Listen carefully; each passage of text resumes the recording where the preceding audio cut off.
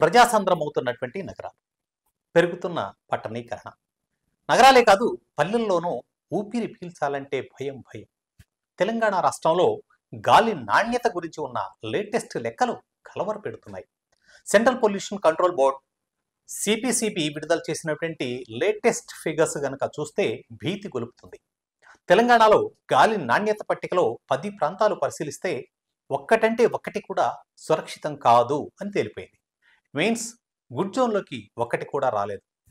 అన్ని ప్రాంతాల గాలిలో సూక్ష్మ ధూళికణాల స్థాయి PM10 ఉంది. అంటే పర్మిట్ ఉన్న హద్దుల్ని పూర్తిగా దాటేసింది. ప్రతి క్యూబిక్ మీటర్ గాలిలో గరిష్టంగా 60 మైక్రోగ్రాముల వరకే పార్టికులేట్ మ్యాటర్ 10 ఉండాలన్నదే భారత ప్రమాణం.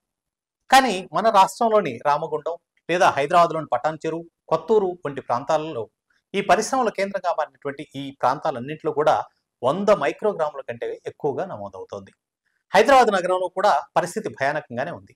మాదాపూర్, పరేడ్ గ్రౌండ్స్, బాలానగర్ వంటి ప్రాంతాల్లో గాలి నాణ్యత పూర్ లేదంటే వెరీ పూర్ జోన్లో కనిపిస్తోంది.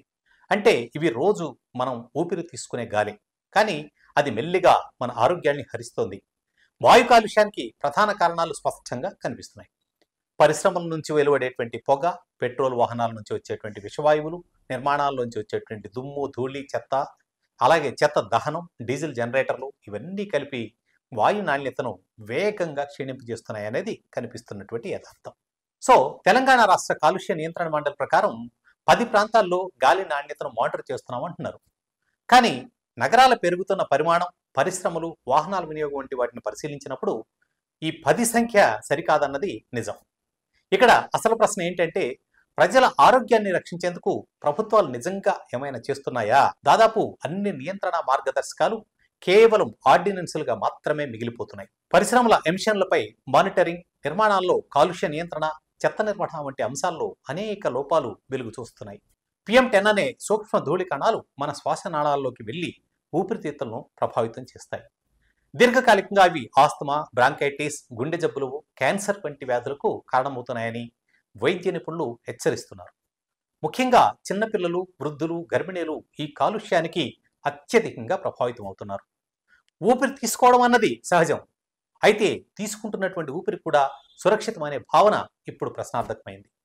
రాష్ట్రం అభివృద్ధి చెందాలి, దీన్ని ఎవరు వ్యతిరేకించరు.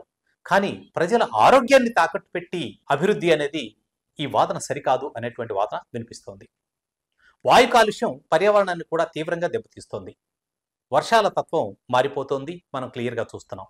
నేల ఉత్పాదకత పడిపోయింది, పంట దిగుబడి తగ్గుతోంది, నీటి వనరులు కలుషితమవుతున్నాయి, పక్షుల జీవన చక్రం పూర్తిగా మారిపోయింది, కొన్ని జాతులైతే అసలు కనుమరుగైపోతున్నాయి, పర్యావరణ సమతుల్యత పూర్తిగా విచ్ఛిన్నమవుతోంది అనేది స్పష్టం.